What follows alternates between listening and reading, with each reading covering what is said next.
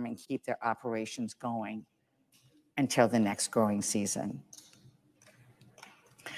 Vaccinating Americans, providing economic help for families, getting our children back to school safely.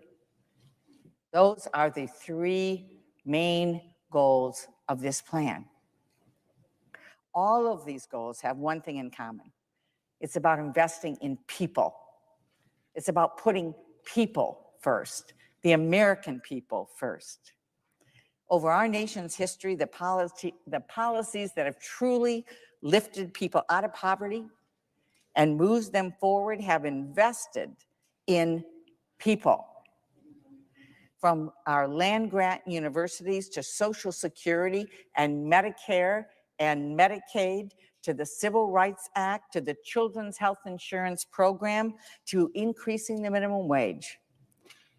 And these are all policies, I'm proud to say, created and supported by Democrats. Investing in our people helps American families, and it helps our economy too.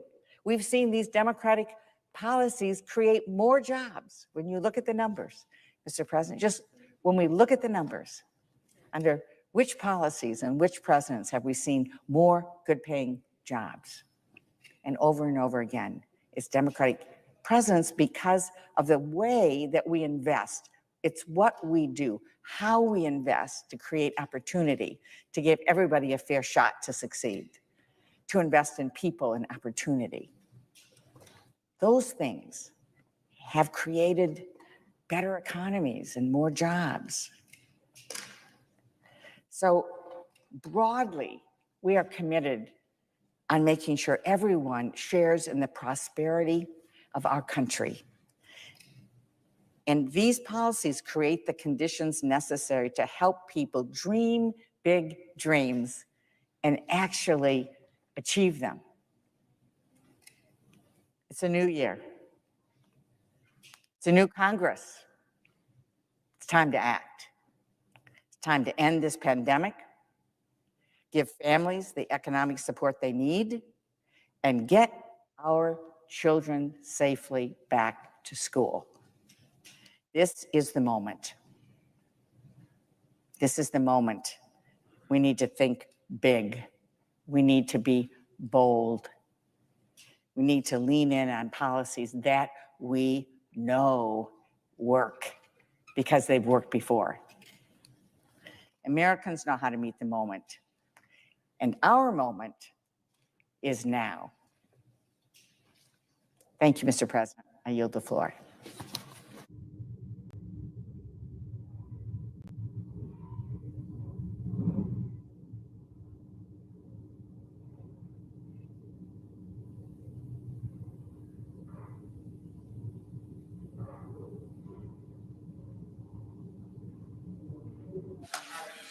The absence of a quorum, if that is necessary.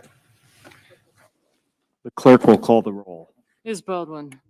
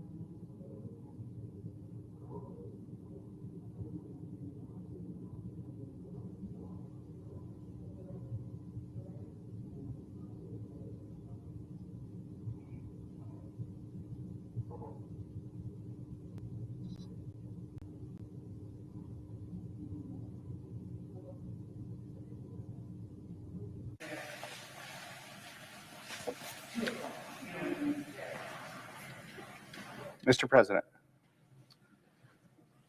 The senator from New Mexico, Ask unanimous consent to dispense with the quorum call. without objection. Mr. President, 50 million Americans, including 17 million children, are facing food insecurity because of this public health and economic crisis, with Black and Latino families more likely to go hungry. In New Mexico, 1 in 3 children and 1 in 5 adults are at risk of hunger. In the wealthiest country in the world, this is simply unacceptable. The budget resolution focuses on getting relief to the people who need it most, beginning with an extension of the 15% increase in supplemental nutrition assistance benefits through September of 2021. Increasing SNAP benefits has proven to be one of the most effective forms of economic stimulus. And it has the dual benefit of allowing families to purchase the food that they need to stay healthy, as well as supporting businesses that accept SNAP dollars. The budget resolution also bolsters the WIC program to ensure that children and their mothers have access to a nutritious diet necessary for healthy development, an important investment in the future of our country.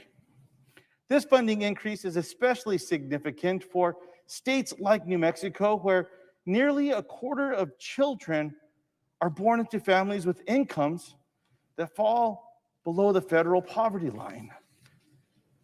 In addition to addressing hunger, this resolution includes critical support for the people who grow our food, produce our food, our farmers and ranchers. In New Mexico, farmers and ranchers who were already struggling due to drought conditions face new challenges due to COVID-19. Shuttered restaurants left chili growers and dairy farmers without their customer base and scrambling to find new markets. Ranchers experienced long delays at meatpacking plants where workers were hard hit by COVID-19. Those workers need help too. The pandemic also made it harder to find workers to cultivate the land and tend to the animals. This resolution also supports a provision I advocated for to provide debt relief for minority and disadvantaged farmers and ranchers who did not receive their fair share of COVID relief under the last administration. It is sad that societies are judged by how they treat their most vulnerable. It's sad because not everybody opens their eyes to see how it should be measured. The Senate must act for the families and children facing hunger and for our hardworking farmers and ranchers, those that are producing food, picking food, preparing food, and getting it to market and stocking the shelves. We must pass this budget resolution. I thank you, Mr. President. I yield the floor. And I note the absence of a quorum. The clerk will call the roll. Ms. Baldwin.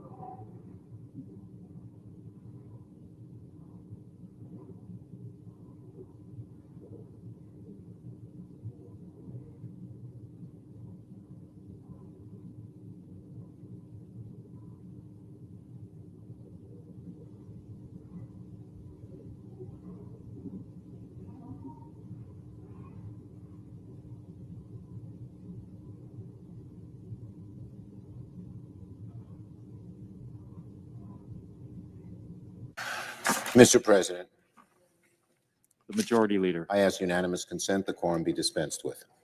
without objection. Mr. President, I ask unanimous consent that the Senate be in a period of morning business with senators permitted to speak therein for up to 10 minutes each. Without objection. Mr. President, pursuant to the provisions of Senate Resolution 27, I ask unanimous consent that the Senate proceed to the consideration of Senate Resolution 32 submitted earlier today. The clerk will report. Senate Resolution 32 to constitute the minority party's membership on certain committees for the 117th Congress or until their successors are chosen.